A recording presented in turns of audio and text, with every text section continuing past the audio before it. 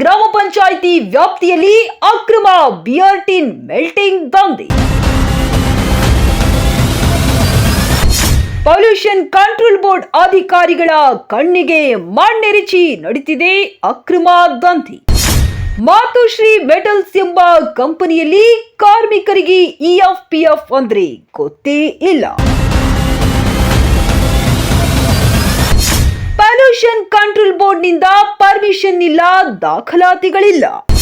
Matushri metals ಎಂಬ ಕಂಪನಿಯಲ್ಲಿ ಕಾರ್ಮಿಕರ ಹೊಟ್ಟೆ ಮೇಲೆ ಒಡಿತಿರೋದು ಯಾರು ಗೊತ್ತಾ? ಮಾತುಶ್ರೀ ಮೆಟಲ್ಸ್ ಎಂಬ ಕಂಪನಿಯಲ್ಲಿ ಕಾರ್ಮಿಕರಿಗೆ ಸೇಫ್ಟಿ ಹೇಗಿದೆ ಅಂತ ನೀವೇ ನೋಡಿ. ಪೊಲ್ಯೂಷನ್ ಕಂಟ್ರೋಲ್ ಬೋರ್ಡ್ ಅಧಿಕಾರಿಗಳು ಕ್ರಮ ಯಾವಾಗ ತೆಗೆದುಕೊಳ್ಳುತ್ತಾರೆ?